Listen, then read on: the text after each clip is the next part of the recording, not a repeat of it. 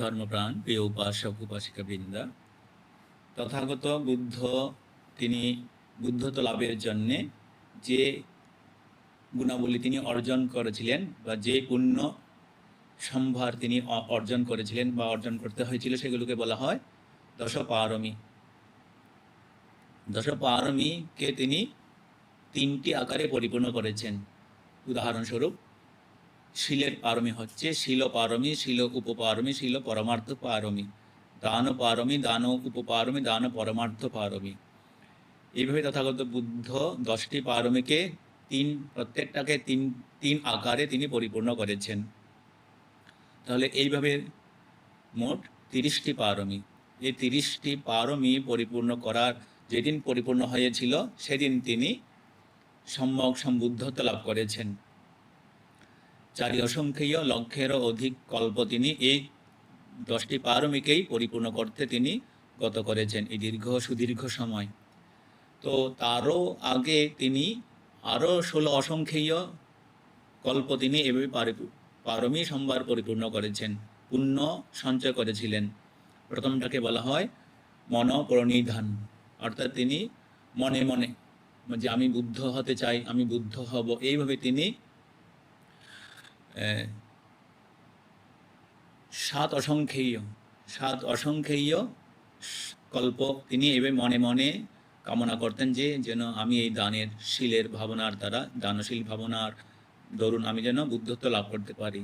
এইভাবে তিনি চিন্তা করতে করতে 7 অসংখ্যীয় সুদীর্ঘ কল্প তিনি গত করেছেন।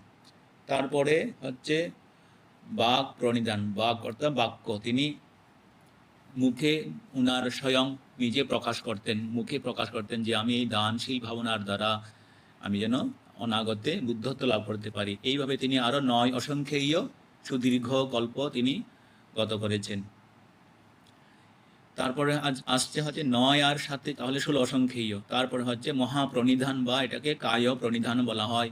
উনি জীবনের বিনিময় এভাবে তিনি দানশীল ভাবনা অনুশীলন করতেন। প্রজ্ঞা আদি পারমী, 10 পারমী তিনি জীবনের বিনিময়ে, অঙ্গ প্রত্যঙ্গের বিনিময়েও তিনি এই পারমী সম্ভারকে পরিপূর্ণ করতে দ্বিধা করতেন না, বা কোনো প্রকার ভয় তার অন্তরে ভয় আসতো না। তাহলে সেই 10 পারমীকে আমরা অনুশীলন বা অনুসরণ, পুনঃ স্মৃতিচারণ করার মাধ্যমে আমরা 10 পারমী সম্ভারকে আমরা বুদ্ধ পূজা স্বরূপ আমরা সেগুলোকে আমরা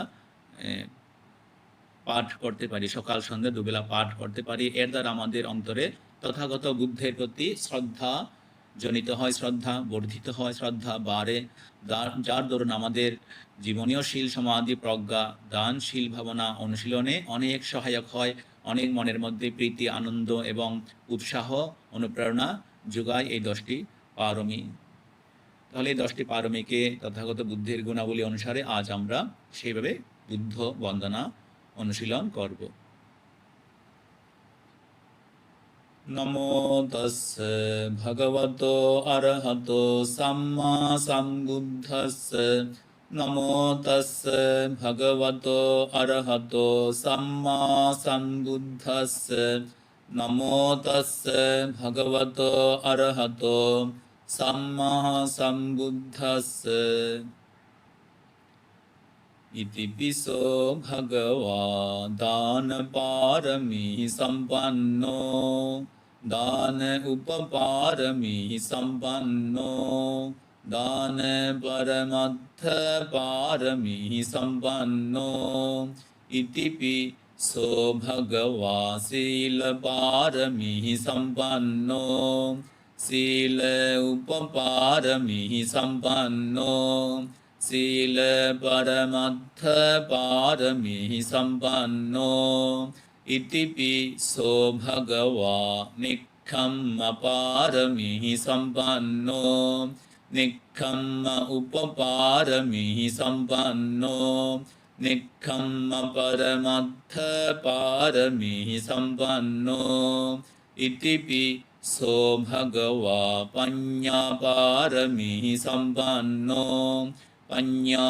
उपपारमी संपन्नो पञ्ञा परमर्थ पारमी संपन्नो इति सो भगवा विरियपारमिः सम्पन्नो विरिय उपपारमिः सम्पन्नो विरिय परमत्थ पारमिः सम्पन्नो इतिपि सो भगवा खन्ति पारमिः सम्पन्नो खन्ति उपपारमिः सम्पन्नो खन्ति परमत्थ पारमिः सम्पन्नो इतिपि सो भगवा सच्च पारमिः सम्पन्नो सच्च उपपारमिः सम्पन्नो सच्च परमत्थ पारमिः सम्पन्नो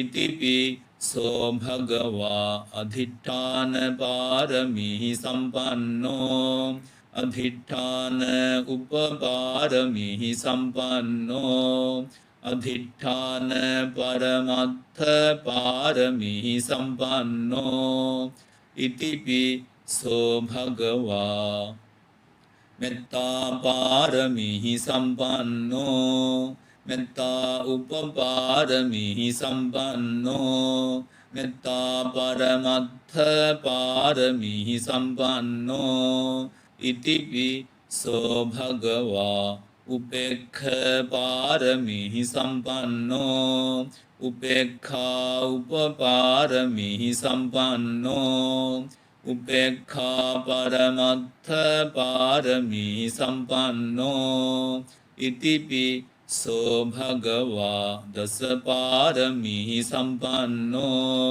दश उपपारमिः सम्पन्नो दश परमत्थ पारमिः सम्पन्नो इतिपि सो भगवा समतिंस पारमिः सम्पन्नो समतिंस पारमिः सम्पन्नो समतिंस पारमिः सम्पन्नो इतिपि सो भगवा साधु साधु साधु अनुमोदामि।